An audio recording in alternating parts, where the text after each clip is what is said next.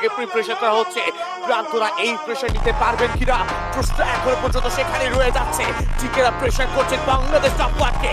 ভালো damage deal করা হয়েছে from GK right job, knock করে ফেলা হয়েছে ফ্রম জিরো ফায়ার। লিফকে নক করতে দেখতে পারবো আমরা, তবে চার্জ আসবে। ফ্ল্যাশ করেছে স্প্ল্যাশকে নক, ফ্ল্যাশ ভার্সেস স্প্ল্যাশ। এইবার যেন লেসে লেসে খেলা এমন একটা নাম দিয়েছেন তারা, তবে চৌজে প্লেয়ার যাবে। মেহেদিকে নক করে দেখতে পারবো, বারকে ফিনিশ করেছেন, ফ্ল্যাশের কাছে কিল যাবে এই সাইড থেকে। সাইকো একটা স্কিলে নক হয়ে যাবে, রোহানকে নক করেছে, ফিনিশ করেছেন আর বল লাস্ট জোনে। তার প্রেশার বাংলাদেশ আবার ক্লোজে যাচ্ছেন। উইয়া প্রবাবলি তাদের কাছে যেতে পারে। স্প্ল্যাশের অবস্থা ভালো নয়, আর মান হয়েছে নক। টপ ওয়ান ভার্সেস দিকে write down.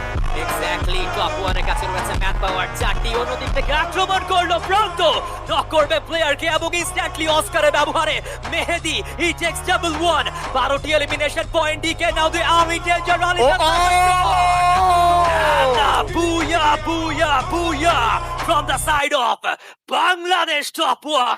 Back to back বুয়া আজকে এই দল সিকিউর করে নিয়েছে।